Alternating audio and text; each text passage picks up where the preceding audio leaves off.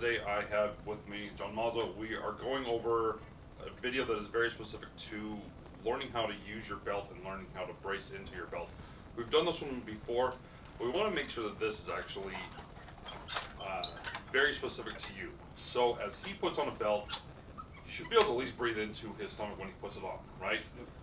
When someone is about to lift and is in a belt, we want, of course, the core to stabilize by pushing out into the front. Now he does it by almost creating a little bit more flexion into his thoracic spine to get there, but we can't neglect by any means the musculature on the side. That's obliques, transverse abdominis, all that. When we have him turn around, the erector's right here. So if I can get my fingers in here and I have him brace in, literally he's going to smash my fingers. I could not pull them out if I had to. When you put on a belt and if it's loose anywhere, or if you're only accessing the front, that is something that should be like a little bit of like a red or a yellow flag to you, meaning you're not really utilizing your belt to its fullest. When you coach it, what's the biggest things that you tell people to do? Like, how do you help people out with that? So one of the bigger things that I do is, when we go into the brace into your belt, you want to kind of dunk. I kind of tell people that they need to like look dumpy, which is where you're just dumping your chest down, filling your belt up, and so when you get it down, you get somewhere comfortable, brace all the way down. And basically, like, if I'm gonna get hit in the gut, it's the same thing. Like, everything is tight right now. If I had my belt on, it'd be super snug, but everything's tight. I'm able to breathe, do what I need to do, but everything is braced. So the big thing with this is that when you actually like if you're gonna unrack a squat, brace in first, unrack, come back, get everything settled in. You're not uncomfortable. The bar's gonna feel light because you are braced and you're tight. And then all you need to do is just take in that last breath of air so you don't die. And then you're gonna go because your belt is fully and I'm still braced. I'm still able to talk. I'm still able to breathe. We just need to make sure that we're doing all of that. Just to make sure that you're staying tight and the bar's gonna feel light.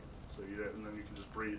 But you want to do those 90-90 breathing exercises where you're actually putting your chest down and you're breathing, but making sure your chest isn't coming up. When you see these big squatters, or you see these squatters come out and they go, and they come up, that's actually taking everything out of that belt. So you actually just want to, and just stay tight, take in air, because you should already be tight all the way around.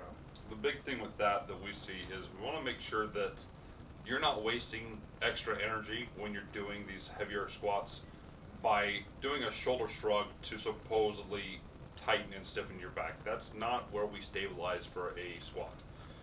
From every movement from the squat is from pelvis to head should relatively not move. This can move outward and expand into the belt, but we don't need a shoulder shrug basically to stabilize. Go ahead and put on the belt one more time for me. There's a few things that I look for when assessing somebody with a squat that is either wearing a belt or just beltless, doesn't really matter. He's going to turn and face that real quick. Even when he sets up and he's got that brace, if I can get in here, remember that he's got his arms up, so he's going to put your arms into relatively that same position. That creates low back, almost thoracic spine extension, low, like at the TL junction roughly. Either lock that into place into the position it's at and don't let it move, or have more neutral spine, even in a flex pattern. Like go ahead and take a break. Dr. Stuart McGill would really say, look, you've got to find a wedge, a lifter's wedge. That doesn't necessarily mean that a person's going to be here and squat real well, or flex and squat real well, but you're going to find your neutral zone basically, lock that into place, and allow the hips, the knees, and the ankles to actually be the only things moving, okay? Bracing does help with that, but you have to understand that it is a skill. This is a skill for the sport of powerlifting. The squat is a skill.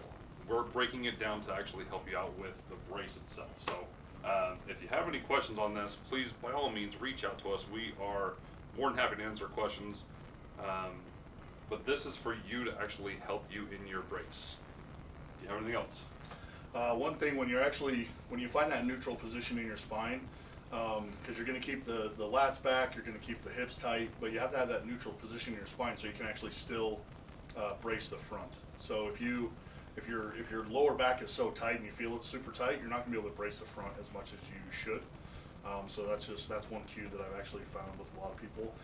The other thing is, don't necessarily concentrate on making it look right. Make it feel right. So a lot of people, they come back, set up, like they look like they brace, they take in their air, but they're not actually braced. If you actually see this, like their belt's moving, all that stuff, they're breathing into their, you know, through their chest. So just concentrate on making it be right instead of look right. So, There you go. cool. All right. Good. Thanks, guys. Thank you.